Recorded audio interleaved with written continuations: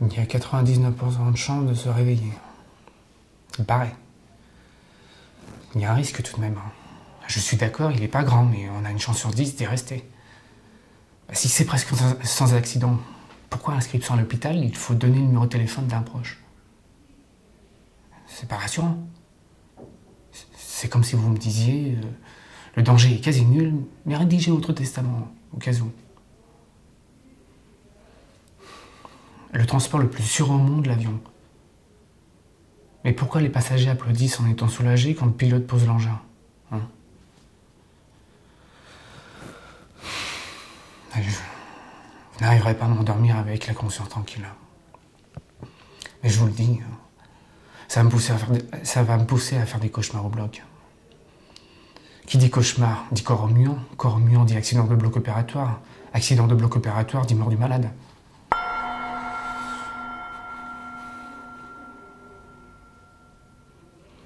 De toute façon, c'est soit ça ou bien une maladie nosocomiale. Et ça, je n'en veux pas. Le staphylocoque doré ne passera pas par moi. Il n'y a qu'à faire comme tout le monde. Il n'y a qu'à se dorer la pilule à la plage. Ou bien deuxième solution, il fait des UV. Mais c'est comme tout, il ne faut pas en abuser, ça développe le cancer à trop en faire.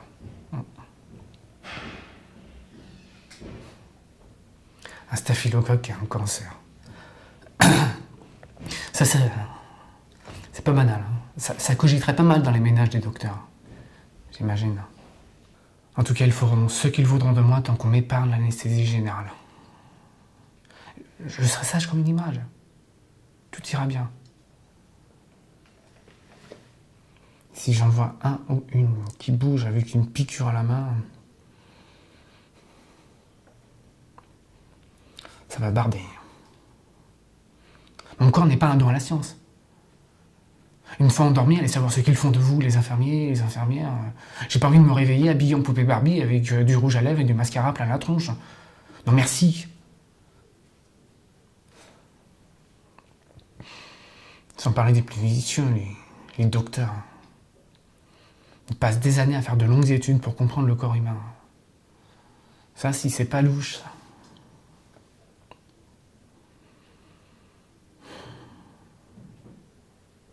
Je ne veux pas servir de trophée à un docteur.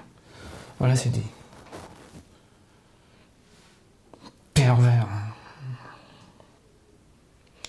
Ça serait plus simple pour tout le monde si on me faisait une rachianesthésie. Je serais plus rassuré, j'embêterais personne.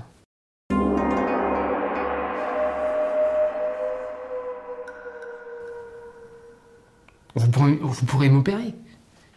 Enfin, je veux dire, vos confrères pourront travailler en toute quiétude dans une atmosphère saine et détendue pour chacun. Je n'aurai pas de crise de panique ni d'angoisse puisque je serai conscient. Je ne m'inquiéterai donc pas de tout imprévu qui pourrait arriver puisque je serai conscient tout au long. Je sais que vous le faites pour certains docteurs. Eh bien, considérez-moi comme un cas. Et moi, de mon côté, j'arrête de carburer à l'homéopathie pour me déstresser. Au revoir le gésanium, au revoir le phytose. Adieu. Je me suis renseigné sur Wikipédia.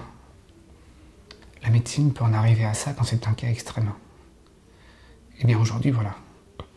Vous êtes le médecin et moi le patient. Et le patient supplie son médecin de lui venir en aide. Help. Ça me ferait tellement plaisir. Ne ratez pas cette occasion de briller devant vos confrères en prenant cette décision qui est juste. Je veux vous aider, docteur. Rien n'est perdu. Tout va bien aller. Vous entendez se parler comme des gens bien élevés.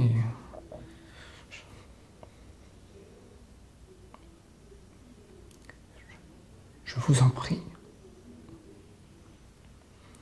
Je veux vous aider. Je veux vous aider à m'aider à ce que tout se passe bien.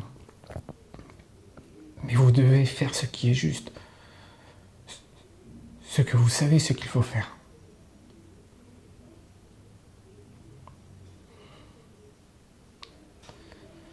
Je vous remercie.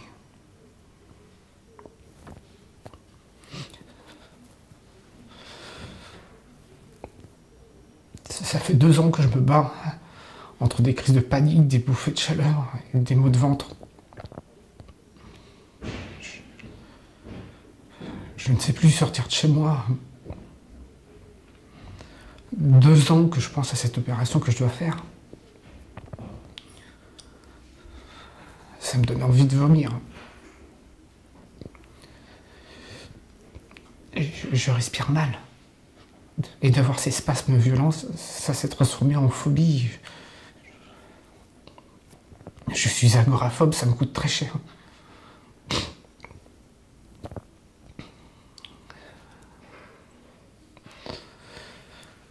Je ne sors presque plus de chez moi depuis des mois. Pour aller faire mes courses, ou bien tout bêtement aller acheter du pain, j'ai réfléchi à 2 fois.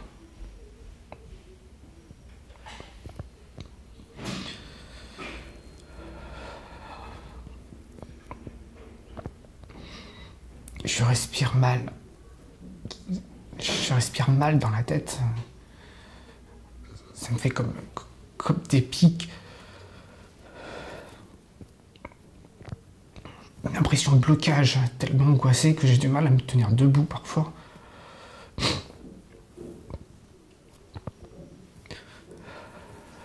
Je sais que je suis pas seul dans ce cas. J'essaie de rencontrer les bonnes personnes pour remonter la pente. Aller de l'avant.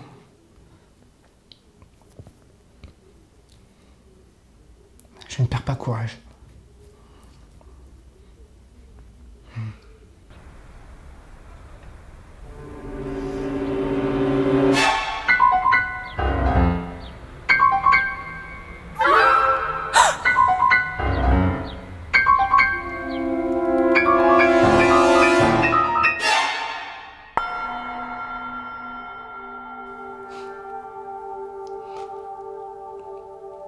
Mais on se fait des montagnes pour si peu, finalement. Tous très sympas. J'ai pas vu le temps passer. Après, mon chirurgien est venu dans ma chambre. Il m'a dit que tout s'était très bien passé. Et que c'était mieux pour moi de faire cette anesthésie générale. Ben, je me suis ennuyé, allongé pendant une demi-heure. J'ai dormi comme un bébé. J'ai parlé en dormant, ce qui paraît. Non, je déconne.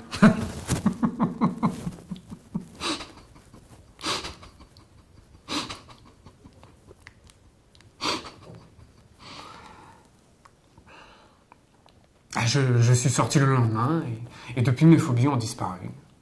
Sans aller à faire la fête tous les jours. Je revis.